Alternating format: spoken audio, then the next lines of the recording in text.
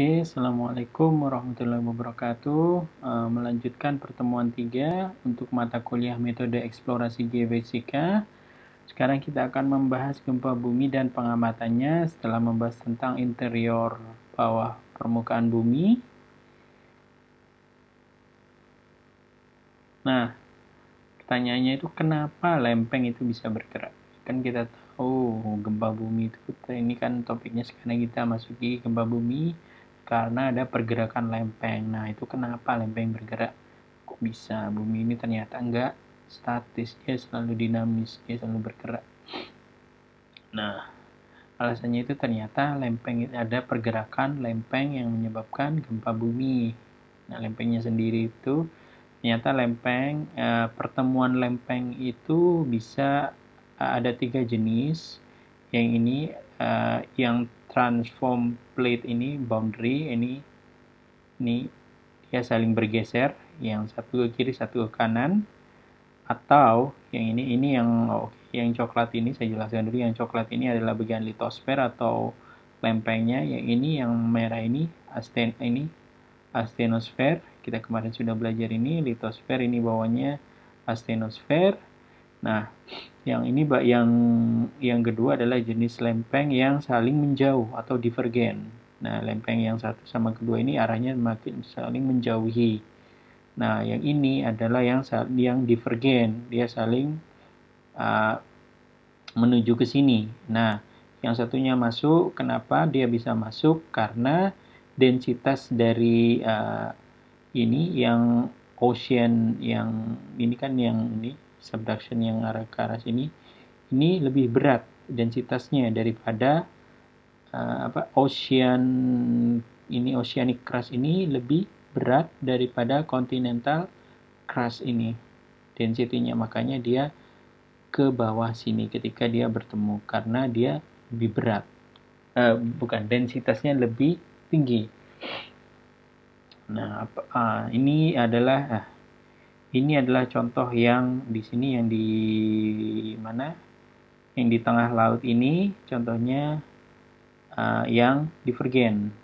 Nah, yang divergen ini plate boundary-nya ini arah ke sana ke sini. Nah, yang ini yang transform, ini ada pergeseran ini. Dia yang satunya ke sini, yang satunya ke sana. Nah, yang subduction zone yang di daerah ini, yang ke arah ke sini, yang arah menjurus ke sini ini, yang subduction yang juga sesuai dengan geologi kita, di mana ada plate tektonik dari Australia mendorong ke Pulau Jawa itu. Ini misalnya ini dari Australian plate tektonik itu dorong ke sini, di sini yang Pulau Jawa. Nah, kenapa dia bisa bergerak? Nah, ini kenapa dia arah geraknya ke sini, arahnya ke situ? Kita coba jelaskan. Nah, sebelumnya kan kita sudah belajar yang ini ya, ada inner core, outer core, yang ini mantle, yang astenosfer ini yang bagian mantel atas, ini mantel yang bagian bawah. Nah, di sini kan semakin ke dalam temperaturnya makin tinggi. Di sini temperatur mantel yang bagian sini ini yang sini ini yang lebih panas daripada yang atas. Nah, ketika suatu fluida dipanaskan, ini seperti ini contohnya. Di sini dipanaskan, suatu fluida itu dipanaskan, dia lebih ringan. Ketika ringan, dia otomatis ke atas. Nah, karena yang di sini lebih dingin dan dia lebih berat, dia turun ke bawah. Seperti itu. Nah, siklusnya, prosesnya seperti itu. Nah, seperti itu sepertinya. Yang ini ke arah kiri ini siklusnya ada pertukaran material yang tadi yang dipanaskan di sini karena dia jadi ringan karena temperaturnya tinggi, jadi lebih ringan, dia naik ke atas. Nah, yang bagian kan harus ada yang mengisi yang di sini. Yang merah ini kan yang lebih temperaturnya lebih panas, yang biru lebih dingin.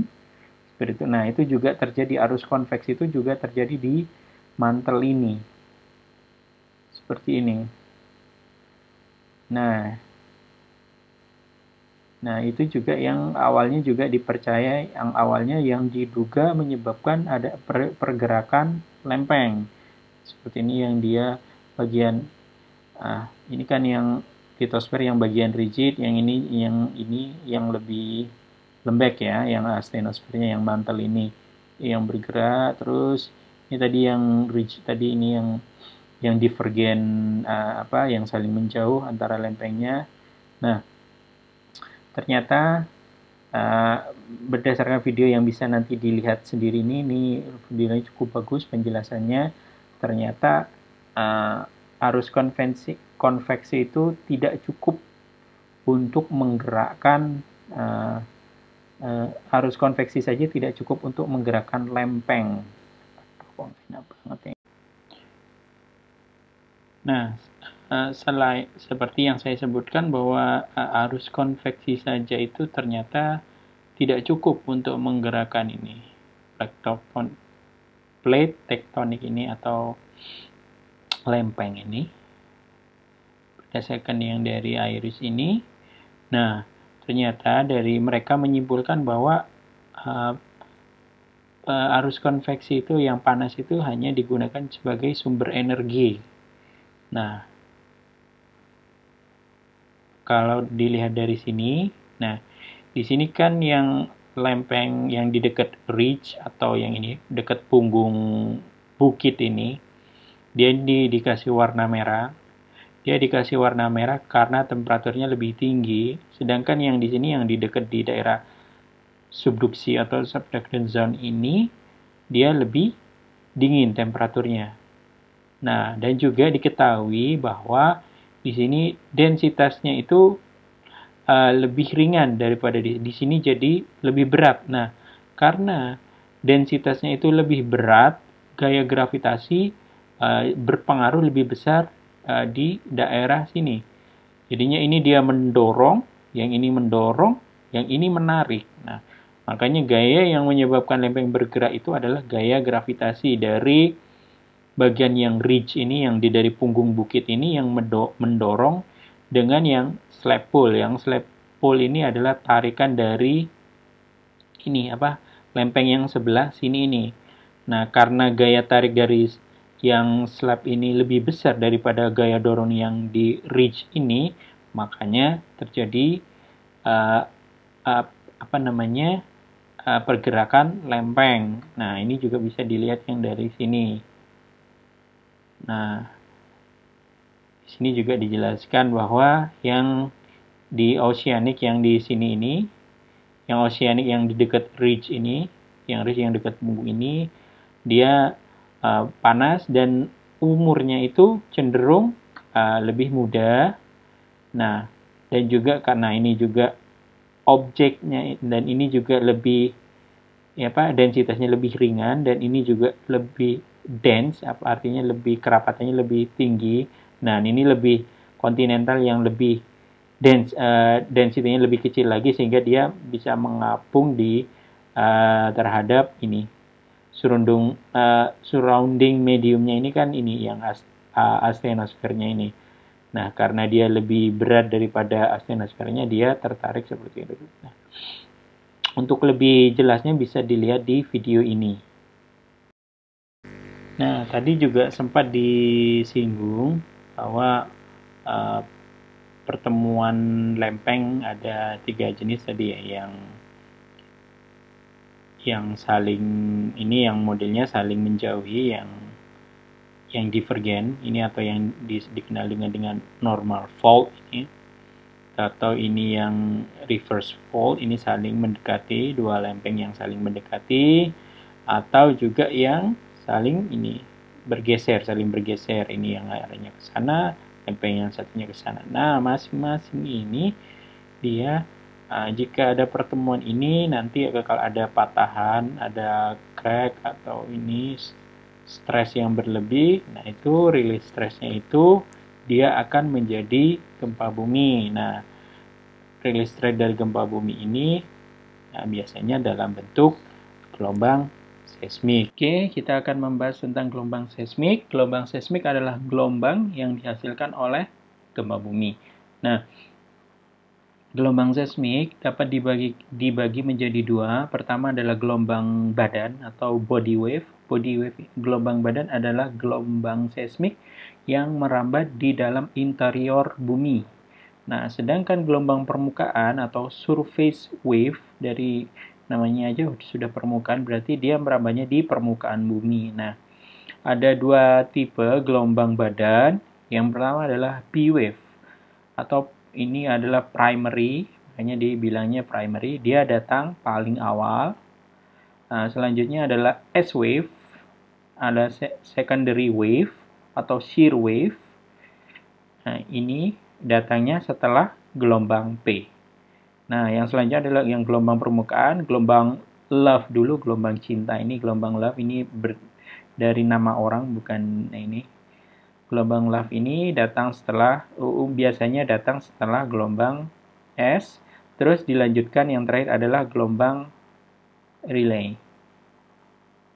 Nah, bagaimana karakteristik dari gelombang P wave? Nah, bisa dilihat pada gambar ini. Ini adalah gelombang yang pertama kali datang yang terrecord di seismometer. Nah, P wave itu di sini dia ada rapatan, ada renggangan. Nah, partikel motionnya ini ke arah sini, pergerakan partikelnya ke arah sini, dan arah perambatannya juga searah. Nah, jadi P wave ini pergerakan partikel, ini misalnya kita fokusnya di ini, nah dia mengalami kompresi terus dilatasi, kompresi dilatasi seperti itu ada.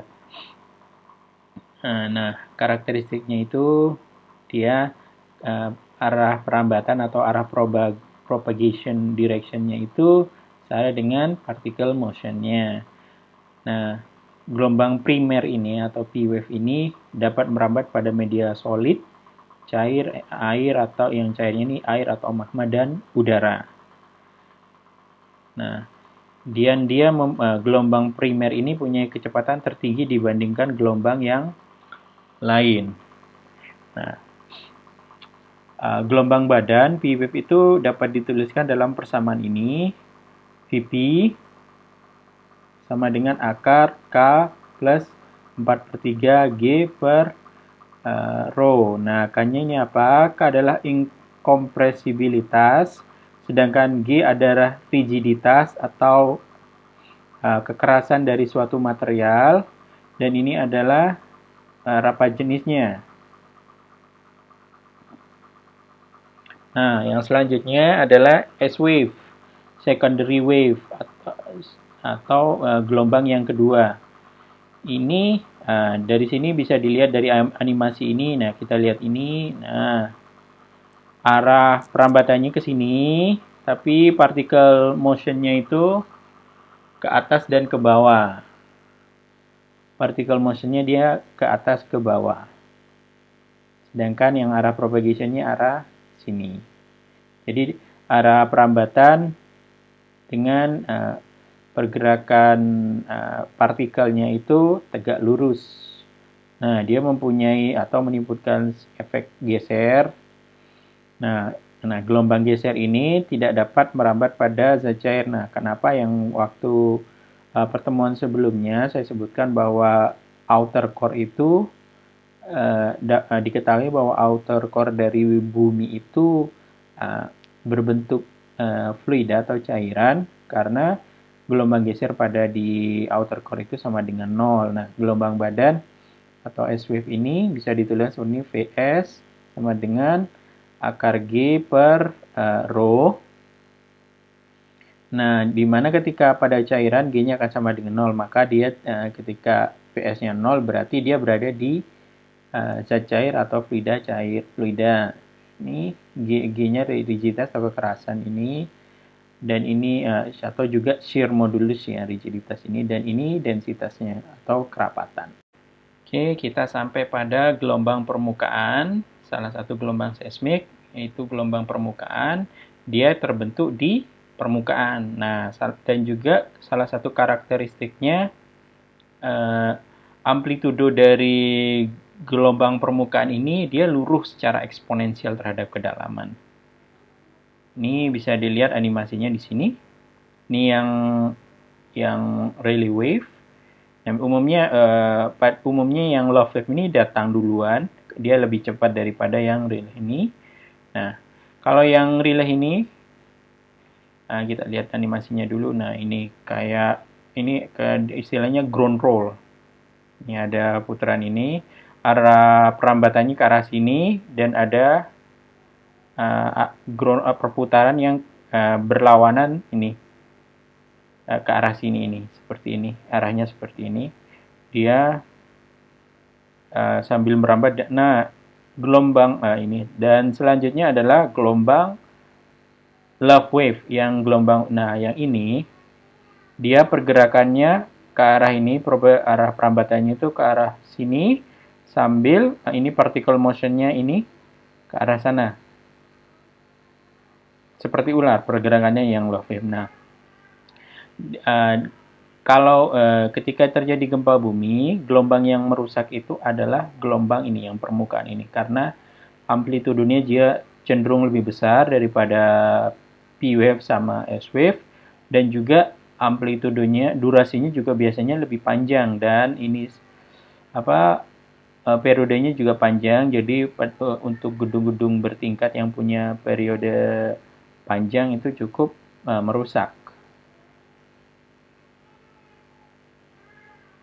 Nah, bagaimana contoh seismogram? Nah, seismogram adalah hasil rekaman dari gempa bumi yang terekam. Nah, ini yang saya ambilkan dari contoh seismogram sederhana dari bukunya Pak Santoso. Nah, yang gelombang P ini seperti ini, ada tonjolan yang pertama kali, gelombang yang pertama kali terekam di seismometer ini adalah gelombang P. Nah, selanjutnya ini kan amplitudenya masih sama. Nah, amplitudo yang kedua ini, yang lebih tinggi ini, ketika ini adalah gelombang S atau gelombang yang sekunder. Nah, yang tadi kan sudah saya bilang gelombang P sama gelombang S ini adalah gelombang badan. Dia merambat di dalam interior bumi. Nah, ini gelombang L, ini yang love sama Rayleigh. Saya kadang susah ini yang pronunciasinya yang benar apa.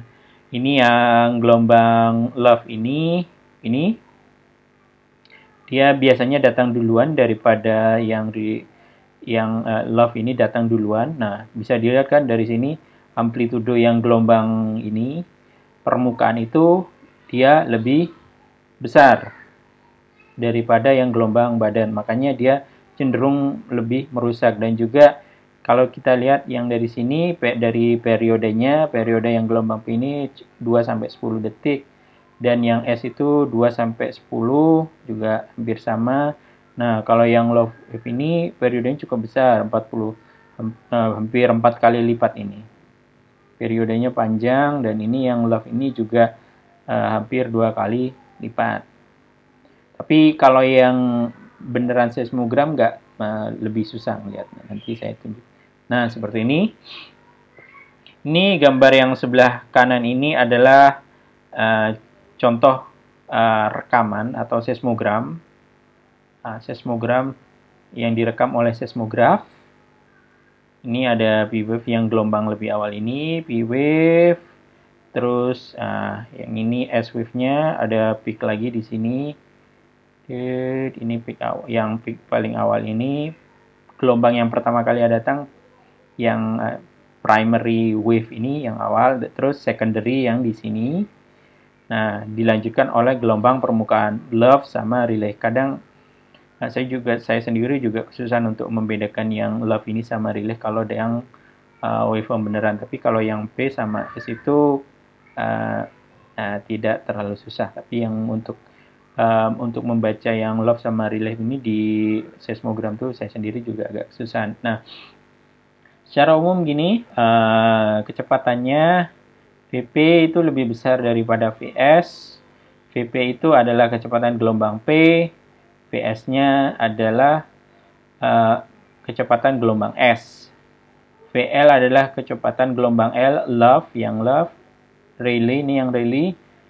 Nah, seperti ini. Nah, untuk VP itu ada sebenarnya, tapi kita nggak akan belajar tentang dari mana penurunan rumusnya, VP dan VS-nya. Nah, untuk karena pelajaran ini mata kuliah ini fokusnya basic untuk metode eksplorasi. Jadi VP itu akan sama dengan akar 3 VS. Nah, itu kira-kira 1,7 eh, 1,7 lebih cepat daripada VS. Nah, sedangkan yang relay ini India sekitar 0,9 sampai 0,9. Untuk yang VL ya mungkin kira range-nya hampir sama dengan yang VR ini. Nah, oke, kita akan belajar apa itu. Nah, tadi sudah saya sempat singgung sedikit seismogram. Yang seismogram ini adalah rekaman dari gelombang seismik itu adalah seismogram. Nah, kalau alat yang mencatat itu adalah alat pencatat gempanya itu adalah seismograf pakai F, jangan sampai ketukar. Yang seismogram itu adalah rekaman gempa bumi. Nah, kadang orang ini seismogram ini disamakan dengan seismometer. Ya, kalau pada awalnya seismometer itu adalah salah satu alat yang berada di dalam seismogram. Seismometer itu bagian dari seismograf. Oke, sekarang kita beralih pada perekaman yang di seismometer. Nah, kita lihat dulu yang ini arah mata angin, utara selatan, timur barat, ini dan kedalamannya. Nah, biasanya seismometer atau seismograf itu dia merekam 3 komponen. Yang pertama dari timur barat, ada gempa bumi yang dari timur barat, terus utara selatan, terus juga yang kedalaman. Nah, ini gelombang yang dari ini aftershock, gempa susulan yang di India. Nah, bagaimana vertical seismograph itu terekam? Nah, di sini ada recording device-nya, ada pegas, ini ada masanya ini. Nah, ketika ada P wave datang, kita ulangi lagi ya. Ini ada yang recording device-nya. Nah, ini gulungan, ini yang gulungannya. Ini yang bagian recording, ini ada masa, terus ini pensil yang buat nulis. Nah, ada pegas, terus ini ada yang dia ditaruh yang di frame fix, ditaruh yang dipaku gitu ya, kokoh. Nah, jadi ketika ada gelombang P, ini yang vertikal, tujuan utamanya dia mau mengukur P wave, tapi juga bisa mengukur yang ini karena P wave itu gelombang yang dominannya ke arah vertikal, yang S wave-nya itu yang ke horizontal. Nah, kalau yang horizontal seismograph gimana? Nah, seperti ini. Posisinya tadi kan vertikal, yang alat recordingnya. Kalau yang ini dia posisinya tidur gini. Terus ini ada alat yang pencatatnya gini. Nah, ketika ada gelombang P wave dulu terekam. Oke, seperti itu. Yang horizontal. Nah, sekarang kita akan mempelajari konsep hipocenter dan epicenter. Mungkin ini teman-teman sering dengar ini yang hipocenter sama epicenter di BMKG ya. Nah, ini misalnya ini ada patahan, suatu patahan di sini, fault line garis patahannya di sini. Nah, di sini ada gempa yang terjadi, boom. Nah, yang namanya hipocenter itu adalah, atau fokus gempa itu adalah awal pelepasan energi yang merambatkan gelombang seismik. Nah, sedangkan yang epicenter ini adalah proyeksi yang ke permukaan. Ini adalah proyeksi hipocenter ke permukaan. Jadi jangan sampai ya ketuker ya, yang hipo itu yang di bawah permukaan bumi, yang epicenter adalah di permukaan bumi. Oke, nah juga perlu diketahui juga adalah peta seismisitas. Peta seismisitas apa sih? Peta seismik itu adalah derajat ini, tingkat banyaknya aktivitas seismik. Nah, kalau petanya itu sendiri adalah pola penyebaran gempa bumi. Nah, ini bisa dilihat gempa bumi di Indonesia dari 1900 sampai 2009. Ini untuk magnitudo yang 6, ini yang kuning ini yang 6, terus yang orange ini 7 sampai 7,9, terus yang merah ini ada 8 sampai 8,9, terus yang hitam yang dulu nih ya, yang menyebabkan tsunami tahun 2004. Ya, ini 2004, iya betul yang ini. Yang warna hitam ini. Nah, bisa dilihat dari sini bahwa aktivitas seismik di Indonesia itu sangatlah tinggi. Nah, apalagi yang di daerah ini perbatasan antar lempeng di sini ini. Nah, untuk yang di ini Kalimantan sih cenderung sedikit ya, walaupun ada juga yang 6 tapi tidak aktif di daerah yang lain ini. Sini juga. Nah, gempa berdasarkan kedalaman bisa dibagi 3 dangkal. Dia hiposenternya. Oke, ini ini posisi hiposenternya ya. Tadi yang di bawah permukaan itu 0 sampai 70 km. Nah, yang menengah itu 70 sampai 300 km. Nah, yang dalam adalah 300, lebih besar dari 300 km. Oke, nah juga ada rangkaian gempa. Nah, ini juga sering kita dengar di BMKG, ada gempa awal, ada yang di dalam bahasa Inggrisnya adalah foreshock. Nah, gempa utama ini adalah gempa dari utama ya, jelas dia energi terbesar magnitudo. Biasanya BMKG menyebutkan ada gempa 5 sekian. Nah, ternyata setelah selang beberapa saat ada gempa lagi 6 di posisinya. Gempa epicenternya nggak terlalu jauh daripada gempa yang sebelumnya itu, yang 5 tadi, yang 6 tadi nggak terlalu jauh. Nah, berarti yang 5 tadi itu gempa awal, terus yang 6 tadi itu gempa utamanya, main shocknya. Nah, tiba-tiba mungkin beberapa jam atau ada gempa lagi yang dekat, tapi magnitudonya 4, 3, 2 gitu ya. Nah, itu yang dinamakan gempa susulan atau aftershock. Nah, kalau gempa bumi berdasar penyebabnya bisa dibagi ini 5 ya. Ini yang paling utama adalah karena pergerakan lempeng. Nah, ini adalah gempa bumi tektonik. Nah, yang sudah kita pelajari tadi awal. Nah, yang gempa bumi karena tumbukan, karena ada meteor jatuh ke bumi. Nah, itu juga bisa menyebabkan gempa bumi. Tapi ini kasusnya jarang. Misalnya meteor yang gede jatuh ke bumi, boom, tiba-tiba kita merasakan ada sesuatu yang kayak gempa, itu juga bisa dikategorikan sebagai gempa bumi. Nah, yang selanjutnya adalah gempa bumi runtuhan. Nah, ini biasanya di pertambangan. Nah, yang ada juga yang gempa bumi buatan. Nah, ini karena aktivitas manusia. Nah, biasanya karena percobaan nuklir di bawah permukaan. Ini yang kasusnya dulu yang rame adalah Korea Utara yang pernah melakukan percobaan nuklir di bawah permukaan bumi dan menghasilkan gempa. Nah, yang juga gempa bumi vulkanik. Nah, ini disebabkan oleh aktivitas magma. Oke, sekarang kita berbicara tentang intensitas gempa bumi.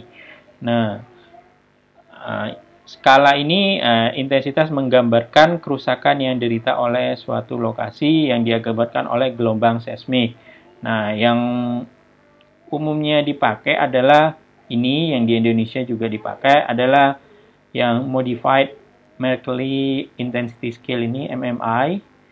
Nah, atau ini skala intensitas Mercalli yang disempurnakan. Nah, ini tidak mengacu pada sumber gempa ya, tapi ini oleh suatu ini. Misalnya kita asumsikan saja gempanya di Laut Jawa, Jawa Selatan ya, dekat Surabaya gitu, 100 kilo. Nah, MMI-nya ini bukan merujuk pada yang sering magnitudo yang sering disebutkan oleh BMKG, misalnya magnitudo 6, itu bukan.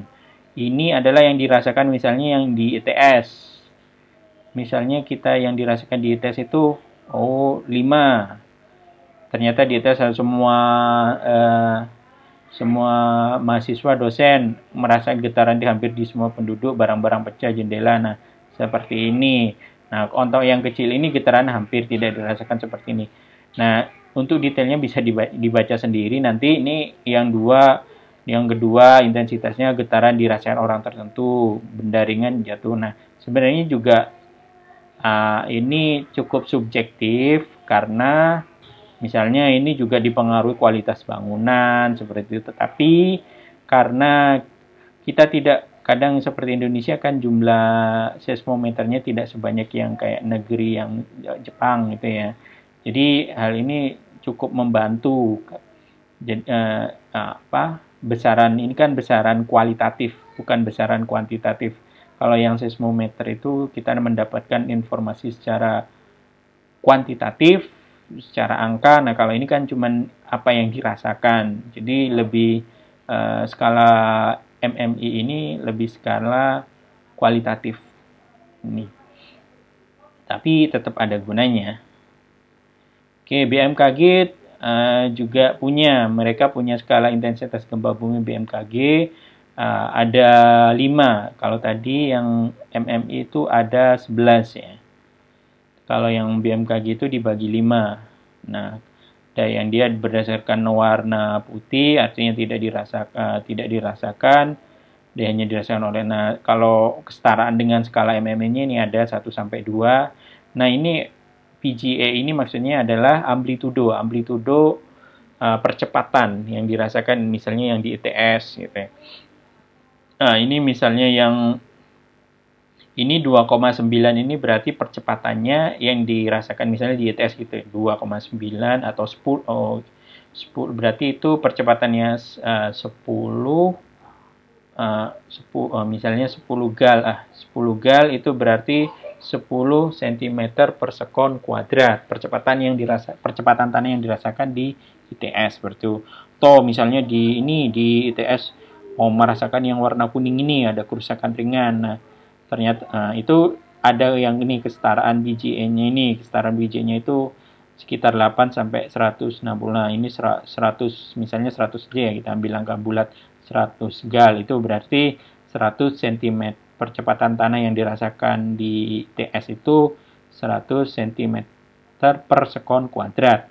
Nah, sampai jingga merah seperti ini 500, sebagian rumah roboh seperti ini.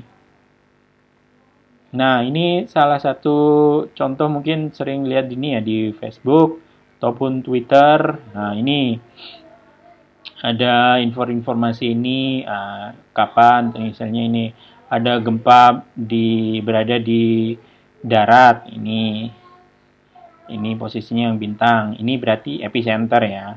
Karena di atas. Ini epicenternya. Kalau hipocenter di bawahnya ini. Berarti gempa ininya ada di bawahnya ini hipocenternya. Nah, ini tadi ada yang kedalaman 82. 82 tadi berarti hampir ini ya, hampir menengah. Tadi kan sampai 70, sampai berapa tadi? Lupa. 70 ya, hampir dia di daerah dangkal dan menengah gitu. Sisi ininya. Nah, apalagi ini yang dia BMKG itu juga memakai ini MMI tadi yang skala 1 01. Tapi di sini nggak ada yang merah ya. Ya, cuman ini saja, cuman warna ini aja yang light, yang warnanya biru-biru ini aja ya, yang di daerah sini ya biru-biru aja, karena gempanya mungkin tidak terlalu besar. Nah, seberapa sering sih gempa itu terjadi? Nah, ini sumbernya yang dari IRIS. Ini misalnya ini magnitudo gempa itu 2, 3, 4, 5, 6, 7 sampai 10. Nah, ini 4 itu dikatakan sebagai minor, light, terus 5 ke 6 itu udah pertengahan, 67 itu udah mulai strong yang kuat, terus 78 tuh besar dan great. Nah, yang perlu diperhatikan di sini bahwa gempa ini ya, di sini ini jumlah gempa bumi per tahun dunia. Nah, bisa dilihat dari sini bahwa gempa kecil itu dalam per tahun itu hampir 1 juta. 1 juta gempa terjadi. Jadi karena ya tiap saat bumi ini kan nggak diam. Jadi dia cuma 2, 3. Nah, semakin gede magnitudonya itu kebolehjadiannya untuk terjadi itu semakin kecil. Nah, dari ini 2000 yang 5. 2000 ya lumayan sering juga ya. Indonesia juga lumayan sering yang 5 ini. Terus 220 ini. Nah, yang perlu diperhatikan lagi bahwa ternyata magnitudo 5 ini saja, 5 ke 6 ini saja itu udah setara dengan bom yang merusak di Hiroshima. Nah, udah bisa merusak. Ini udah bisa meluluhlantakan Hiroshima. Oke, sekian perkuliahan kali ini. Jika ada pertanyaan, saya persilahkan. Assalamualaikum warahmatullahi wabarakatuh.